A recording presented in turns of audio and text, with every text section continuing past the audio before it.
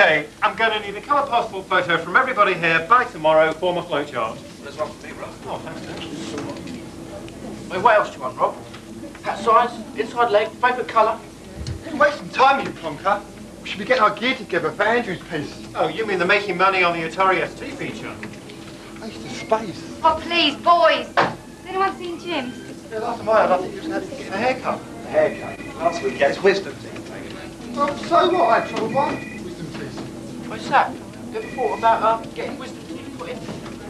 Yeah, Shab, get some wisdom. Come on, Sab, put him down. We need him for the escapade feature. Jesus, we gotta go. Jake, I don't need you if you're busy. I'm through another one tonight. Yeah, Jake, it's like kind of hard time. That's a little pipsqueak. We'll see about that. You can sit on Tony's lap. Hey guys, take a look at this. Finished the new graphics of the feature intros. Yeah? Who are these people? What am I doing here? Well done, Jason. You're a genius, Jason. I can't read this.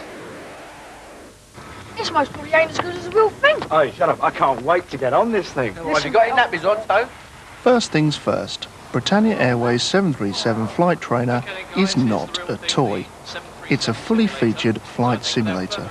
Climb in and I'll explain things when we get inside. I can't wait to have a go. It's used by professional pilots to increase the rating of their pilot licence. A trained pilot who has never flown a 737 before can step right out of a 6-week training course into the cockpit of the real passenger-carrying thing. Where's the parachutes? Oh, there aren't any parachutes on board these, I'm afraid. No parachutes? No. Okay, here we go. Take a look around and you'll see how virtual reality really should be. All day. This is the point at which we There's take too off. many buttons. We begin pulling back on the control column. Too many gauges. That orange triangle. Every dial and control is perfectly copied in the £10.5 million machine.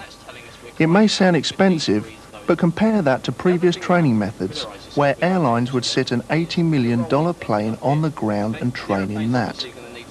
By hiring out the simulation to private pilots and other airlines, the unit can pay for itself inside 10 years. A very easy instrument to understand. The scale's quite clearly marked around the outside. We've only got 20 minutes left. This is costing £400 an hour. And all they're doing is talking. Yeah, hurry up, John. £400 an hour may seem a little pricey, but for a pilot, the experience is invaluable. Where else could you fly through a storm with 3 engines off in complete safety? In real life, you don't get another chance. Onto the reverse thrusters to slow us down.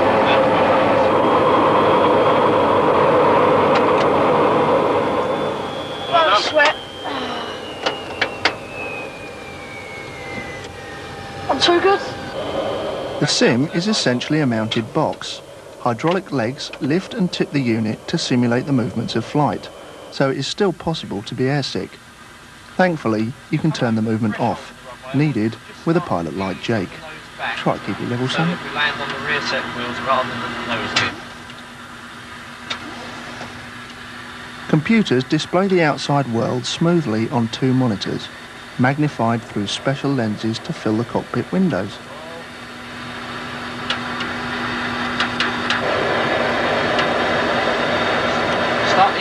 All this combined makes for the experience of a lifetime.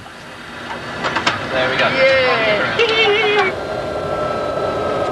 Right, John, come on, out. I'm very sorry, Tony, we're just out of time. Would you like to come back another time? That's all right, mate. You don't want to go anyway. That's unfair. How would you like a shot at flying a Boeing 737? We've got an hour's flying time on the escapade for one lucky viewer. All you have to do is answer this one simple question. All airports are identified by a 3-letter code. For example, Luton is LTN. What are the codes for London Gatwick, Amsterdam Schiphol and Paris Charles de Gaulle? Send your answers on a postcard to Click 233 Canalot Studios, Kensal Road, London, W10 5DN by the 31st of January.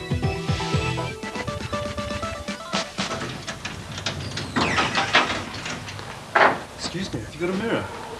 Yeah. Oh, jeez, no.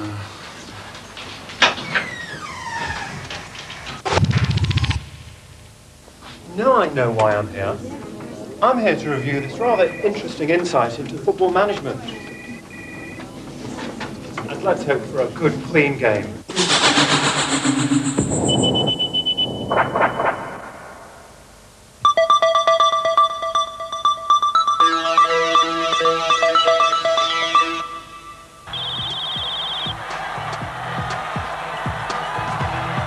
It takes some guts to bring out a football management game these days.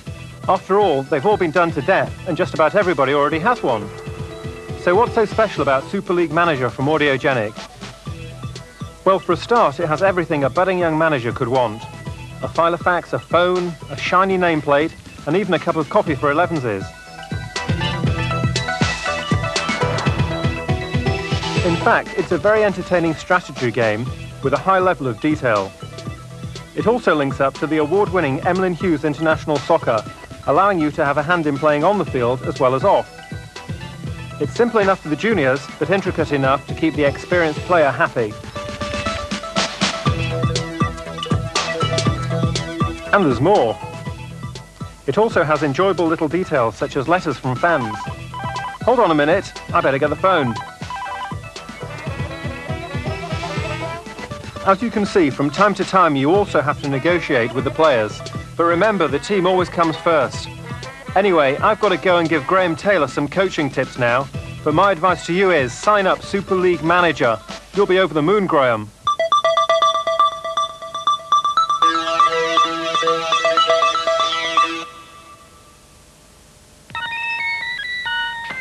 Virgin have taken the elements of a number of board games we've all seen before and produced a masterpiece. Spot is very simple to learn and extremely addictive. I can't leave it alone. Spot can be played by 1 to 4 players and control is with a joystick, keyboard or mouse. There are 9 different levels of difficulty, so there's enough playability to give even the most seasoned player value for money.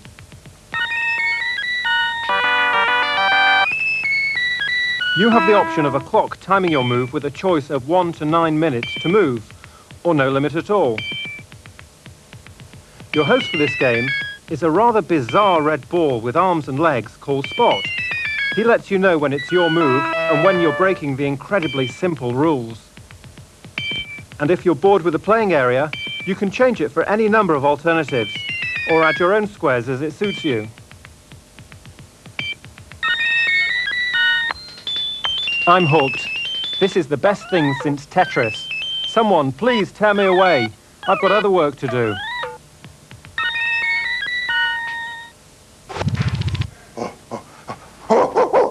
Ah, Robert.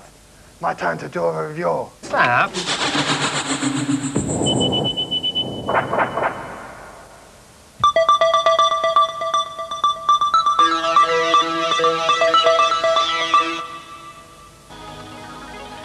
As the man said, they're back. Billy and Jimmy have returned in their toughest mission to date. Travelling around the world in search of 3 Rosetta Stones, 3 pieces of brick, that nobody wants them to have. Some arcade games progress, some build upon original themes, and some just don't improve with age. Double Dragon is one of these. From the start, you can see what sort of game it is. A run-of-the-mill beat-em-up with all the usual moves, such as punch, duck and flying kick. It's nothing new though. The only original fact that I could find was the interesting way you change appearance every time you lose a life. Storm have actually done an excellent job at converting the arcade original. But the problem is, Double Dragon was never a really good arcade game. In its new incarnation, it's still slow and unresponsive, and even the chance to buy new weapons and moves does very little to improve the game.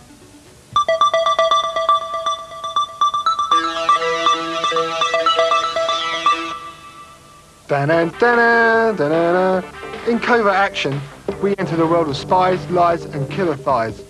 The president has a problem, a matter of national security, and you're the only person who can help him. Anyone who can't handle a complex and involving game should go back to their Lego. Covert action seems almost limitless in its amount of options. Remember, a spy can do anything and go anywhere, and that is exactly what this game lets you do. Armed with a handful of clues, you have to thwart an international group of terrorists. Who are they? And what they do is down to you to find out. By searching buildings, you can find clues to help you in your mission, as well as a few enemy agents. Remember, you have a license to kill. Take to the streets, in style or not, and follow your suspects. It's the easiest way to discover new locations. On top of all this, covert action has messages and codes to crack, and a little bit of wiretapping thrown in. It might take you a week or two to fully understand it, but I think it'll definitely pay off. Who said being a spy was easy anyway? If you haven't tried Click's hotlines yet, do it now. This month on the Click hotlines, we've got hints on Robocard, Knights of the Sky, and Spot. And we also have the first half of the solution to Moonstone to keep you going. Try us now. This is Johnny Smith show, wasn't it? Yes, jolly good show. Marvellous. I'm the editor and I should have been playing. Oh, did you have a good time then? Not bad, not bad. Did we ever? I want to be a pilot. You'd be like to be an air stewardess. Is Jim still on it? No, I've been in all day and I haven't seen him. Don't know where he could be.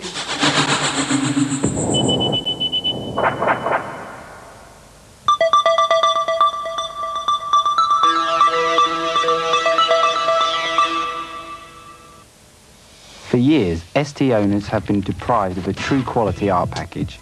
However, the wait is over. Deluxe Paint ST has arrived. The package contains all of the standard features of the series that no one has ever managed to better, all run from an easy-to-use menu bar. Although the ST palette is far more restrictive than the Amiga, there's no reason why you can't create staggering images like this one. Naturally, there are tools to help those of us who aren't skilled artists.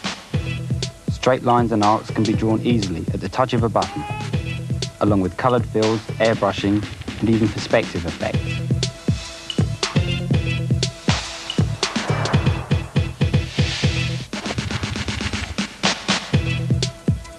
Colour cycling is a good way to make your images come to life. Have you ever seen a psychedelic candle?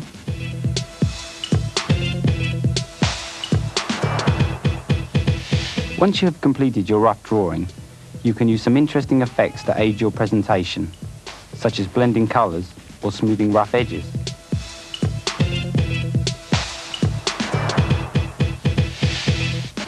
And of course, animation is the mainstay of Deluxe Paint. This sequence was created by the computer using a tool called tweening. Deluxe Paint ST is what ST artists have been crying out for.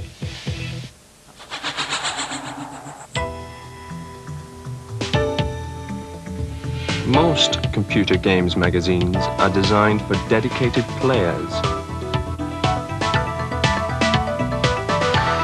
Ace is designed for dedicated winners. Ace from EMAP Images.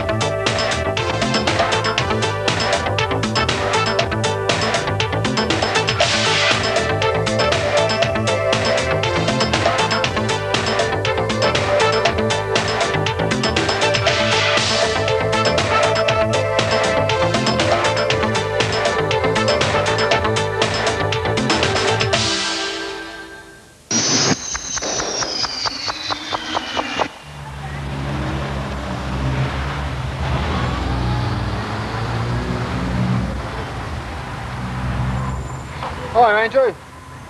I wonder what happened to you. All right. Yeah. Andrew, how you doing? All right, just trying to get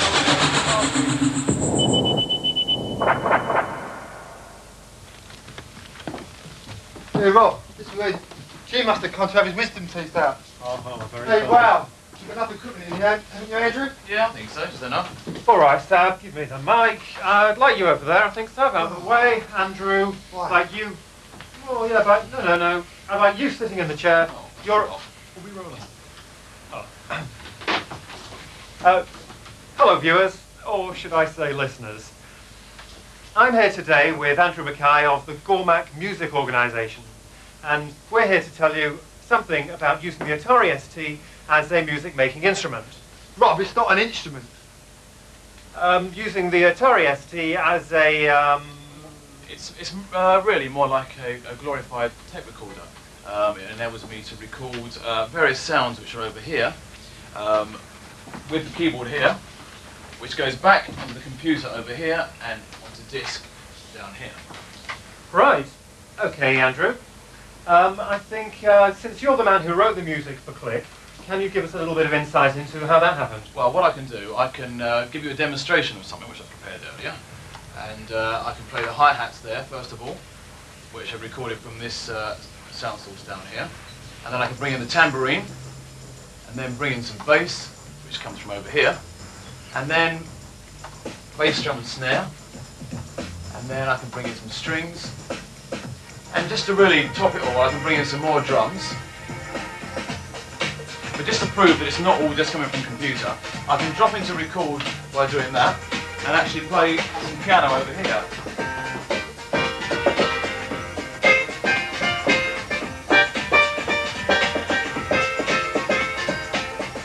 And I go back over here, and I can solo up that sound, and I can actually see visually on the screen what notes I've played. Oh, wow. I never knew you could do that. Just by pressing one... Hang on, this is One my button. feature! Sequence. Yeah. Oh. Drum sequence. Andrew,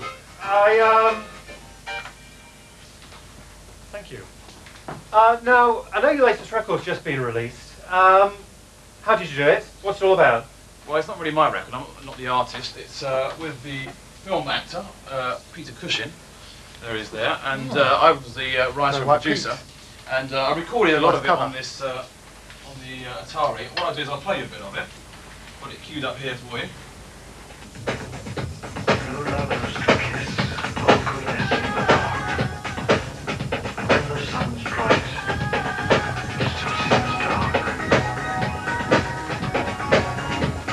So the majority of it was recorded on the Atari, and I actually went to another recording studio to mix it. A different sound to it. Oh, that's very good, Andrew. I mean, it's awfully funky. Now, What equipment do you need to start off with then?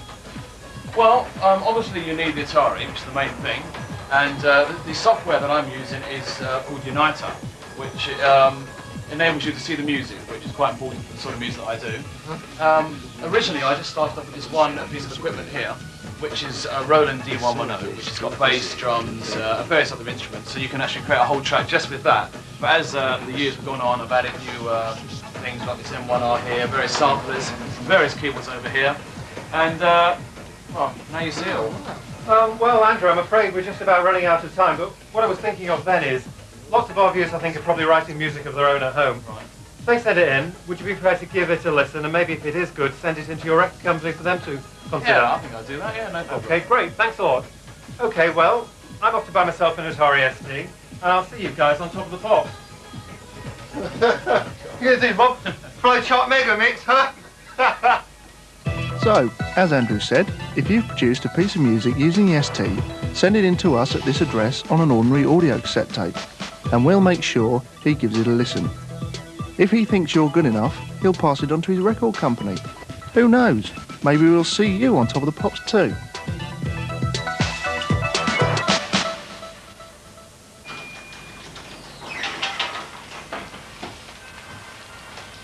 And here's a tip for Lotus 2. Enter these password codes to play later levels. Twilight for night driving, Pea Soup for foggy conditions, Liverpool for motorway driving, and the Skids for snowy conditions. Jace, is that girl in reception? What girl? Well, the good-looking blonde, didn't I tell you? Been waiting over an hour for you. Nobody told me anything. Better check it out. Yeah. Get him every time.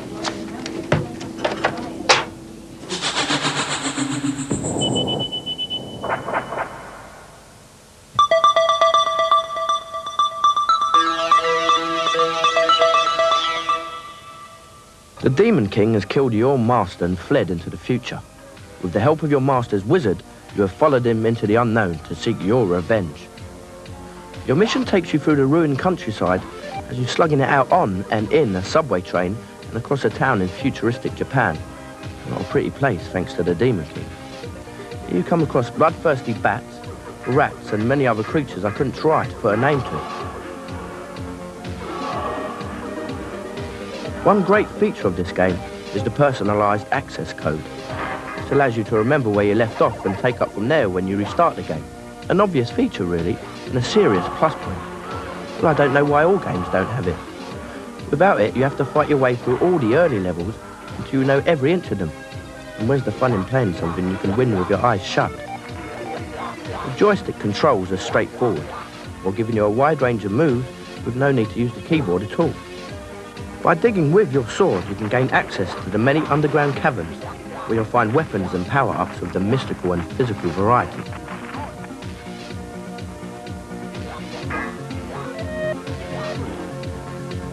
You'll also find yet more mutants hungry for your blood. There are more beat-em-ups on the market than I'd care to count, and finding one worth looking at is always a nice surprise. First Samurai is well worth taking a look at.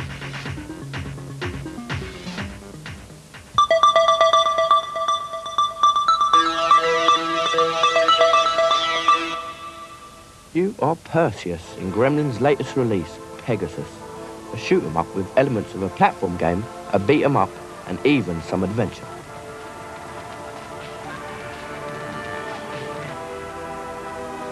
Satan has invaded the 5 planes of existence and shattered the crystals which hold the souls of each plane. You must battle his evil cohorts and collect the fragments of the crystals. Pegasus boasts 50 levels combining 2 different types of gameplay. The first, a shoot-'em-up, has you riding on Pegasus, battling a variety of ugly creatures. The second is the beat-'em-up side of the game, where you are on foot. There are caverns and caves to explore along the way, which is where the adventure comes into it. Every group of enemies you kill will leave behind a crystal or a token. The crystals can be collected, and pressing the spacebar when you have enough will provide a double-barreled weapon. Collecting more gives increased power.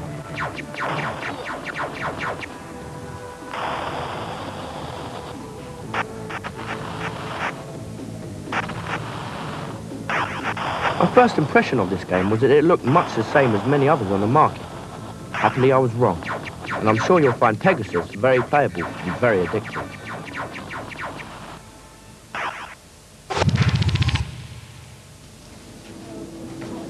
It's Invisible Man, isn't it? Yeah, okay.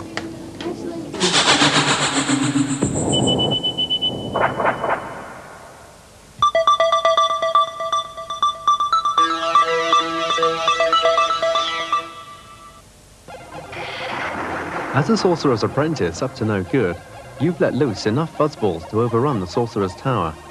The sorcerer himself is none too impressed and has turned you into a fuzzball too.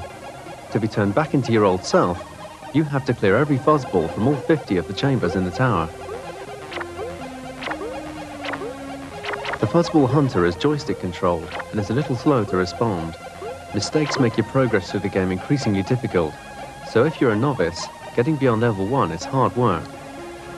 Shooting the marauding fuzzballs by pressing fire turns them into harmless blobs which you can knock off your platform. You must reach them quickly though, or they turn into something nastier and harder to kill, and every time you fail to knock them off, they get nastier still.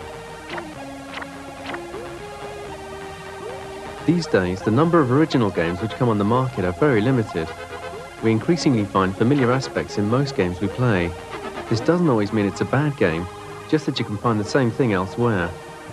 With Fuzzball, System 3 have brought out another platform game, which on the whole I found a little too hard. But if you stick at it, it's great fun.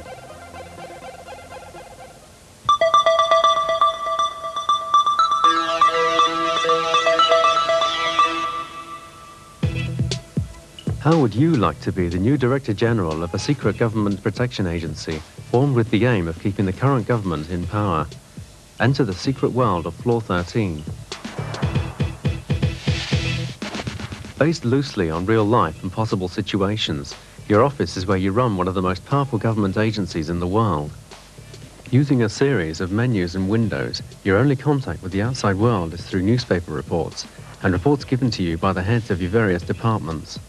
Groups of people hell-bent on watching, infiltrating, and destroying anything that might cause your government to lose control. The storylines are randomized each time you play, which means that the game never repeats. Floor 13 is one of the cleverest games I've ever played, a highly involving yet very subtle thriller with enough edge to make you wonder what's really going on. Purely incredible.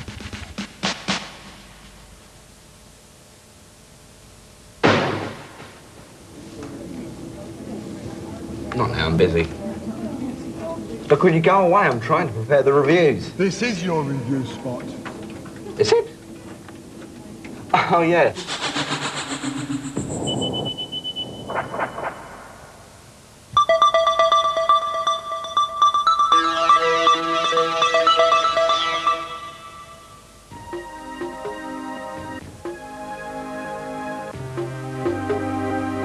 The plot behind Realms from Virgin Games is a fairly typical one. A young prince, enraged that his father has died, yells at the gods for a bit and is finally struck by lightning, which then turns into a snake. The battle for the throne has begun, and there can only be one king. Played in a similar style to Populous, Realms places you in charge of a territory on a small island. Using the armies of your small cities and the cash flow these cities generate, your aim is to capture all the land there is and become king. The controls behind Realms are incredibly simplistic. A small handful of icons give you all the governing power you need, from scanning across the fractally generated landscape to taking seat on a council.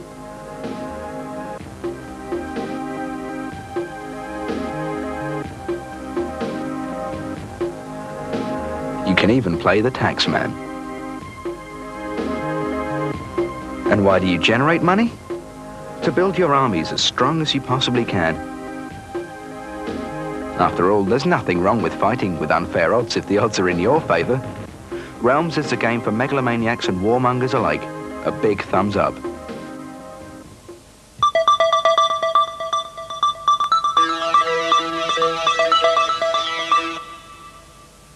You're Murphy, bug hunter extraordinaire, troubleshooting deep inside a crazy computer. You have to work your way through the whole system, collecting infotrons. That's diamonds to you and I. When you've collected them all, you can move on to the next level. Right, that's the scenario out of the way. What's the game like? Well, as you can see, Superplex is a puzzle game of some complexity, although it's a lot simpler than it looks. It has 111 levels, and every one is a challenge. In fact, I have to tell you that the difficulty level is very high. Or is it just me? You have 3 chances to skip a level, so if you get to one you just can't seem to solve, you've got a way around it.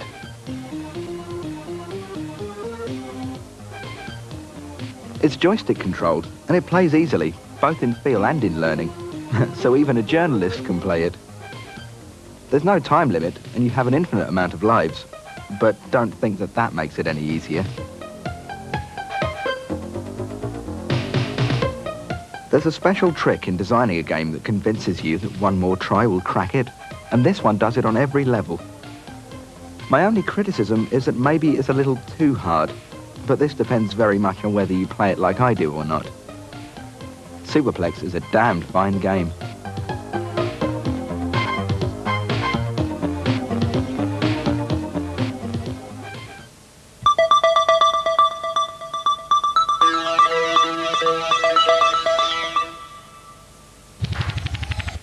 Sid Meier, designer of so many of Microprose combat simulations, takes everything to a much larger scale and shows us how to build a better world in Civilization.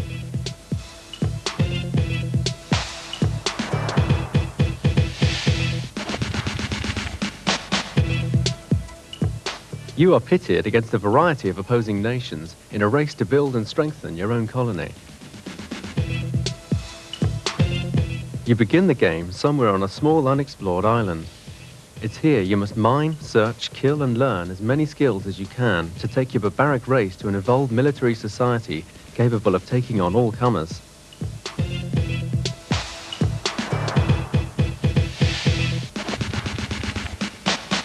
As you grow, your world grows with you, and with it comes the danger. You're not the first settlers on the island, and there is no guarantee that the others are friendly. Agreeable tribes join you, but the enemies shoot to kill. On paper, the game sounds like SimCity. In practice, it is so much more. Mir has surpassed himself in terms of challenge and addictiveness. After all, who could resist a bash at world domination? One for the Hall of Fame. And here's a tip for carve-up. For infinite lives, enter RJ Toon on the high score screen.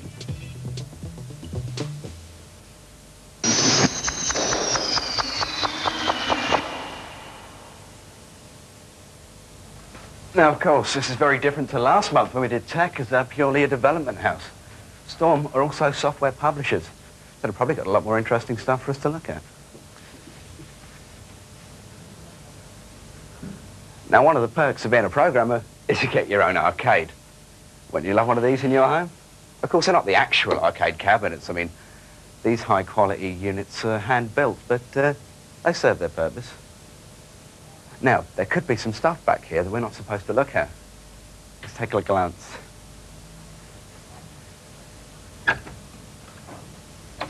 No? Oh, maybe next month, eh?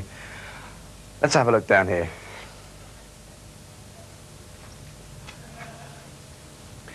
Now, this is the nerve center of the sales curve. This is where all the hard work goes on. All the programming is here.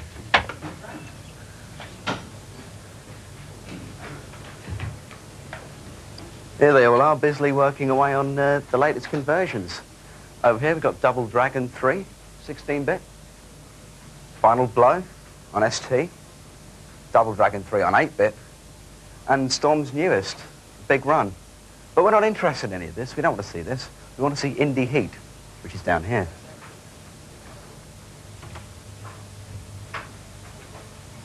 Ned and John, programmers of Indie Heat. Hello.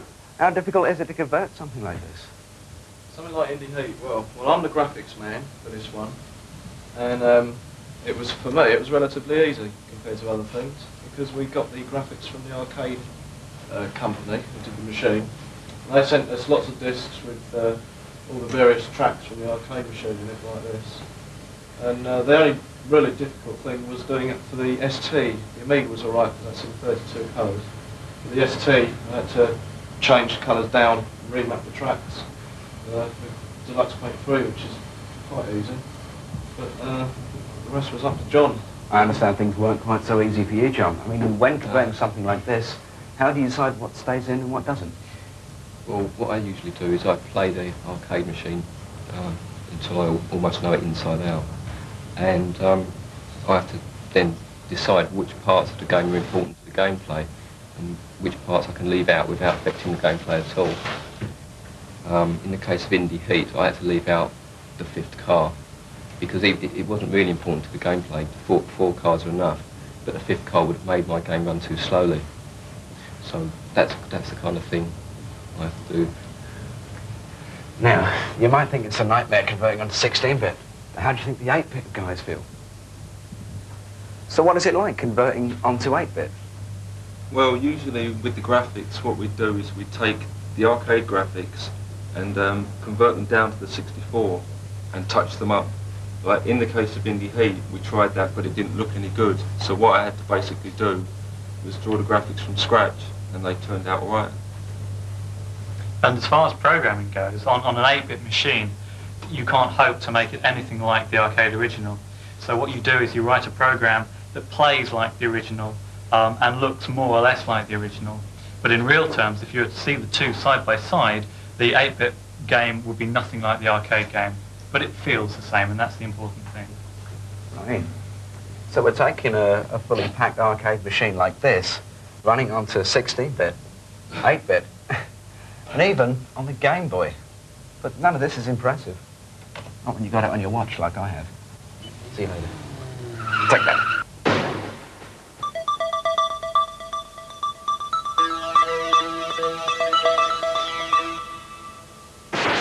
Click Magazine proudly presents the first in our occasional series of classics from the past. This month, we bring you the game that captured the world, Elite.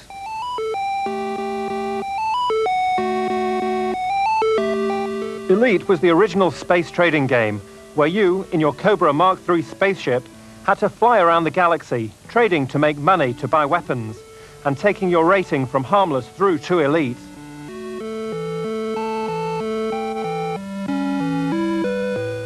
The game follows two courses to success. First, you could trade your way around the galaxy, buying low, selling high, and basically being dull. The alternative is to bounty hunt, picking off space pirates wherever you find them.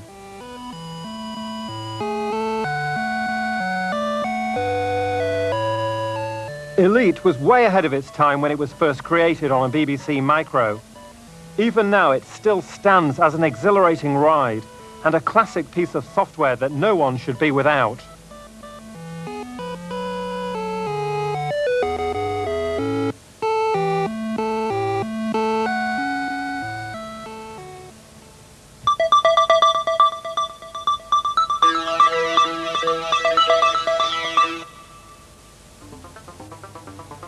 Famed for having a physique Stallone could only dream of, Conan was not always a muscle-bound savage barbarian.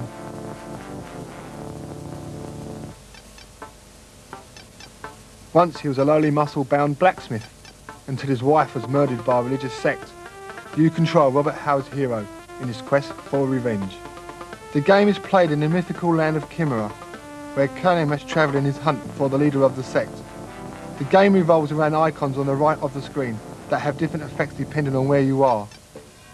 Here they give status reports, as well as controlling movement around the landscape.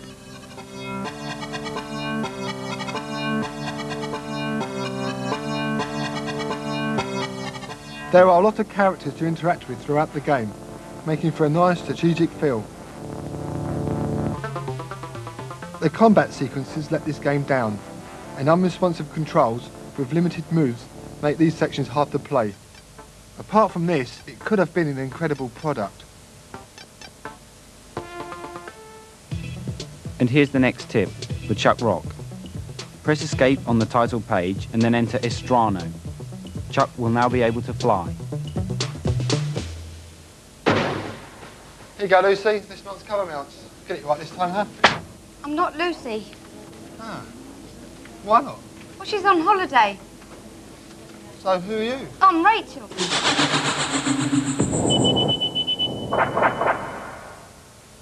Well, this month, Lucy was going to tell us about the problem of viruses on cover mounts. But recently, I found this article in the papers which does it for me perfectly. It says that the floppy disk given away with the December issue of Amiga User International was infected with a virus called Saddam, deadly enough to wipe out a computer's entire memory.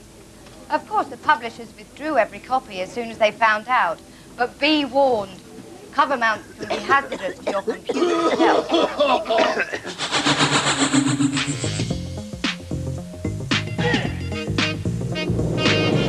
The best thing about CU Amiga is that it really tells you everything you need to know about your machine. The next best thing is you can read it anywhere. CU Amiga from EMAP Images.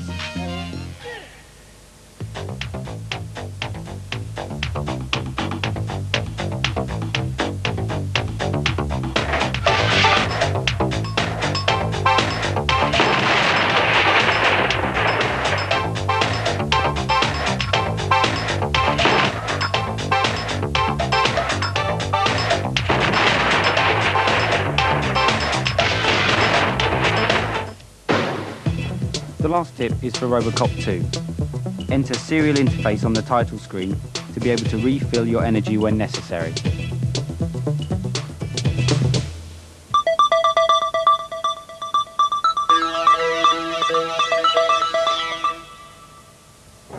I love this game for two good reasons. One, it's brilliant, and two, the gore option.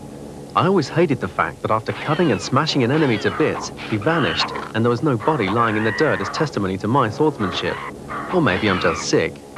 Here you get not only bodies, but arms, legs, and heads rolling, giving Moonstone the atmosphere every beat-em-up should have.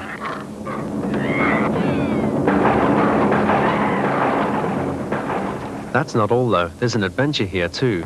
And what an adventure. Right, down to serious reviewing. The land in which you search for the stone has 4 vast areas inhabited by a whole host of weird creatures out for your blood. And I mean blood.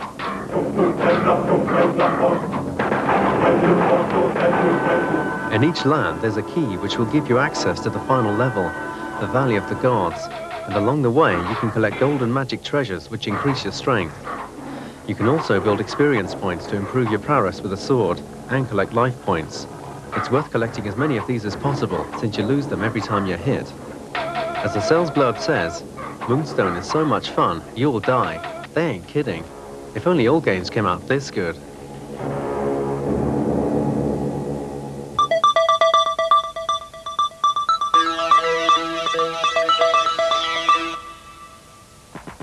Sports boxing is an attempt at simulating not just the fights, but the whole sport. You can create and save 10 of your own boxers. You say how tall, how heavy, and how strong they are, then train them up and get them in the ring to see how well you've done. The controls are quite complicated, but give you every move you could possibly need. The simulation can be controlled with a joystick, mouse, or keyboard. Thanks to the 3-dimensional aspect of the game, you can duck, dive, and weave. You can watch the fights from 9 camera angles and watch the best moments again and again with the action replay facility. However, 4D boxing falls down on its playability. Although the blows have a nice feel to them, the reaction to the controls is incredibly slow. If you're looking for a boxing game that has the feel of a fight, then look elsewhere. But if you're after something with an understanding of the whole sport, then you could do worse than this one.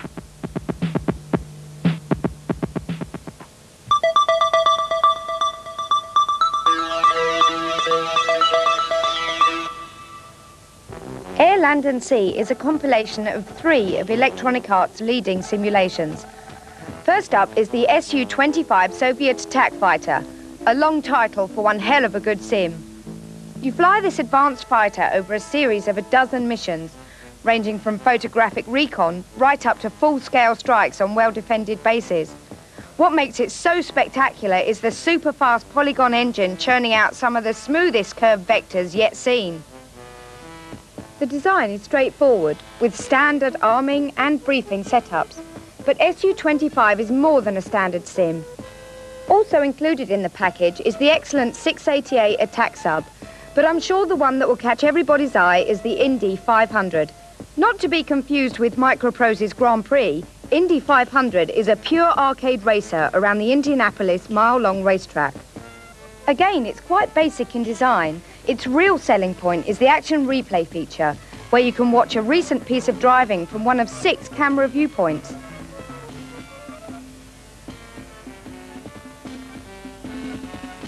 Just right for watching pile-ups. Air, Land and Sea comes to you heartily recommended.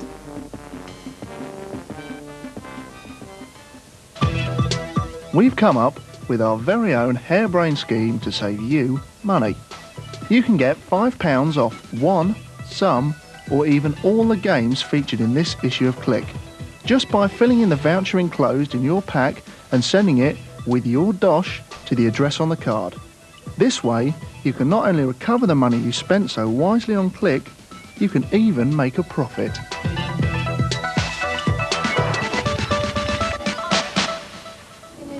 There's a more review spot coming up. Can you get me any close? Yeah? Come back in 5 years, mate. Hey, Jake, you might have learned how to use a joystick by then.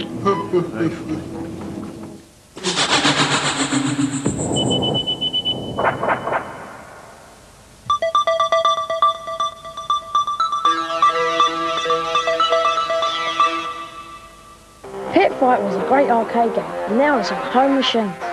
You can be any one of 3 different fighters, and there are 8 people to fight against. The graphics are all digitised from the real people too.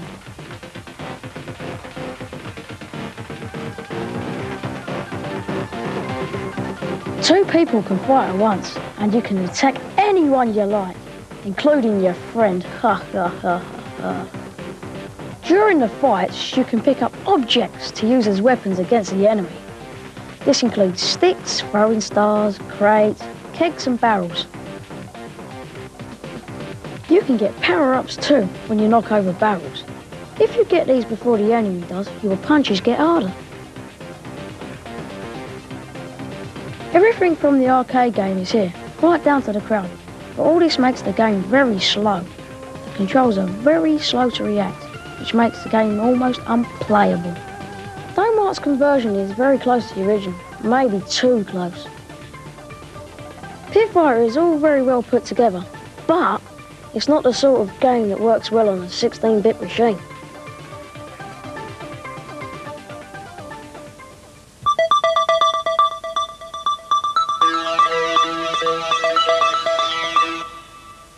PGA Golf has been about for a while, but now Electronic Arts have seen fit to package it with course discs for the first time.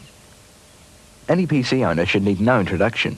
PGA Golf, while lacking some of the technical accuracy of Microprose Golf, is still a superbly produced sports simulation. Playing it is easy. 2 timed fire button presses determine the strength and accuracy of the shot, and a cursor determines direction. Remember to take wind into account when aiming. So what's the improvement? Well, not only do you get to play around at the PGA West Stadium green, you can also try your hand at Sawgrass or Avenel.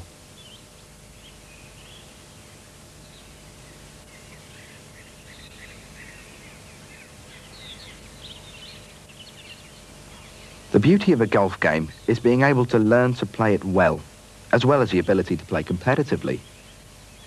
PGA Tour Golf carries it off with ease.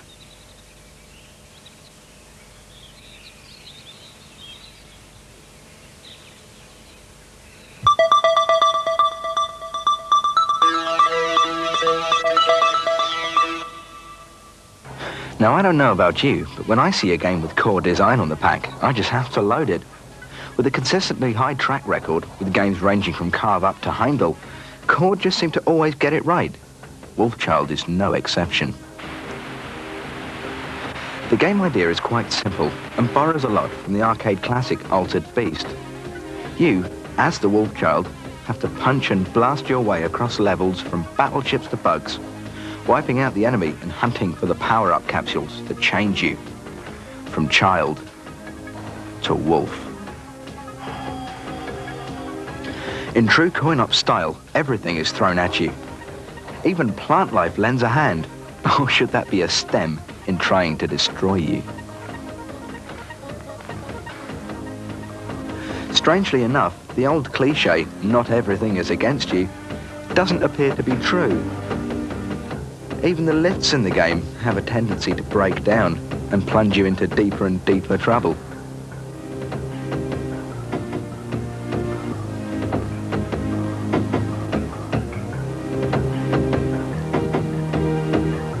It's frantic action all the way, but thankfully the variety of backdrops and nasties stops it from becoming repetitive. Maybe it's not the most original game of the year, but one well worth adding to your collection.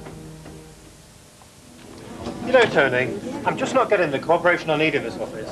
I know what you mean. You can't trust people anymore. I don't mind Jim taking 2 weeks off work. It's just he gets paid more than me for doing it. You two moaning about it. Worked out all right in the end, didn't it? I think I came off rather well in that one. Better than that dipstick Sav, anyway. I'll shut your mouth if you want to be in issue 3. Yeah, don't call us, we call you. Yeah. Oh, boys, I can't stand any more of this. When's Lucy coming back? Why can't we have any more women in this office? Yeah! Get a blonde. Yeah, Jason knows a nice one, didn't you, Jace?